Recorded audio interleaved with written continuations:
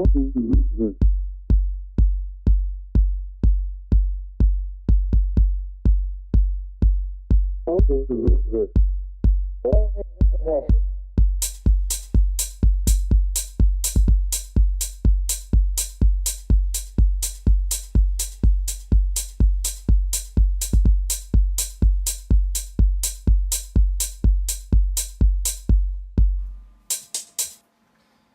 right now, I am linear, okay, and I can change that to logarithmic later, but right now linear because I really want to focus on this end of the scale, okay, this end of the scale meaning right here is 1,000 and right here is 20,000. When I change it back to logarithmic, that will expose where my inaccuracy is in the low end, which is just forward compensation at this point. So let me tell you what I have going on. I've got, of course, the Caruso preamp, and I've got this amplifier right here, which is just an off-the-shelf Sony amp. I believe it's 80 watts per channel. This is my sound source.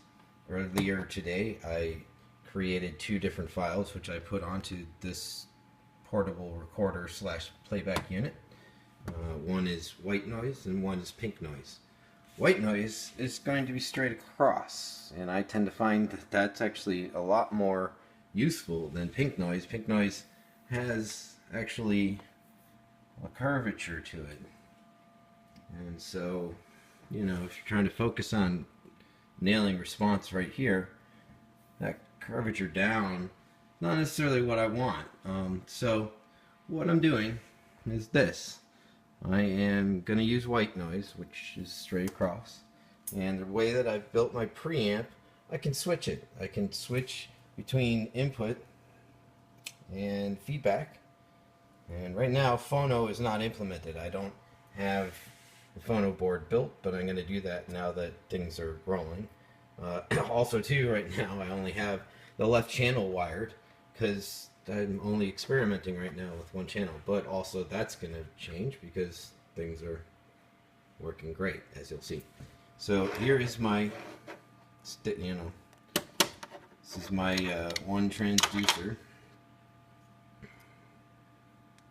Okay, and it has 2 sets of pins, and I have a picture that I'll show you where I measure those out.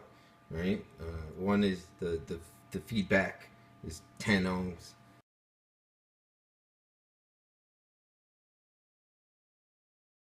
And the drive is 8.8.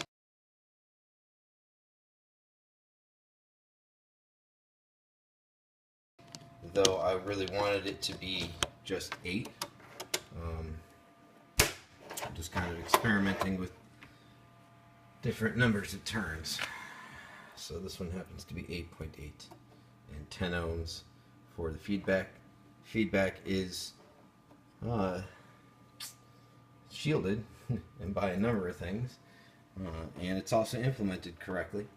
Okay, and so you'll see in a second. So I'm gonna start playback on here.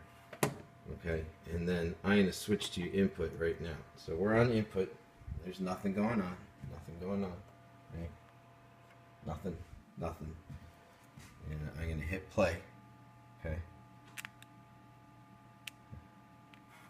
Right. And here's my white noise. Straight across. Right. And you can see right here what my level is. My level is, ooh, I'd say that's, I don't know, it's at 8, -8, something like that. Anyway, I can raise it up a little bit. So why do I do that? Get it up to there, 7. So there you go. It fills the screen pretty good. Right? And if I switch this to feedback, because I don't have any drive going on, this is my volume knob and it's all the way down, there should be nothing going on. And there isn't. So input, feedback. Right? If I can try to get everything in frame.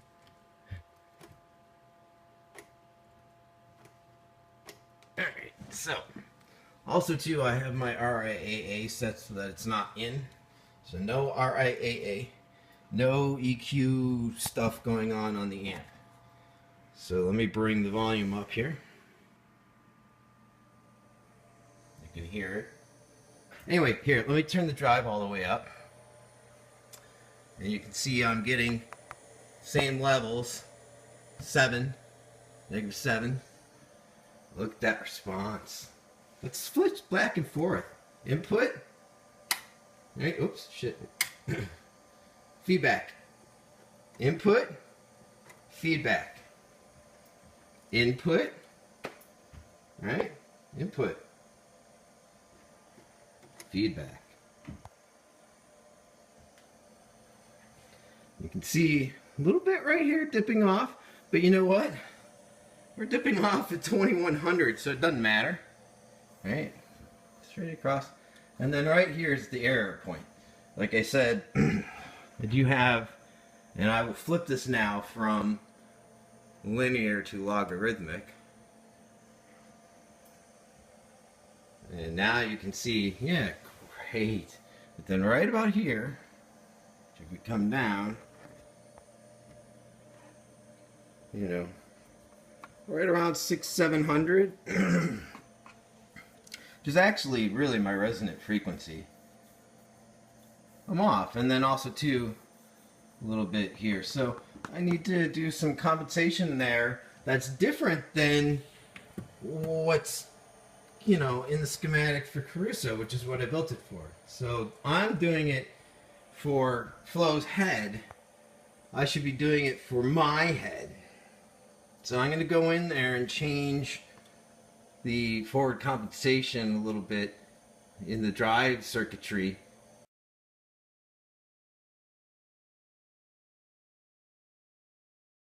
But the point of the matter is I have awesome feedback and I also have awesome response right now. And let me flip back and forth again. So here's input and here is feedback. Input, which again, this area doesn't matter. That's outside of the audible range, right? Feedback.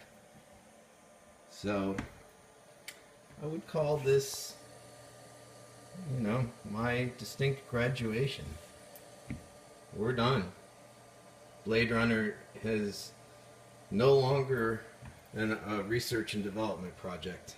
We are moving into production phase. Stay tuned.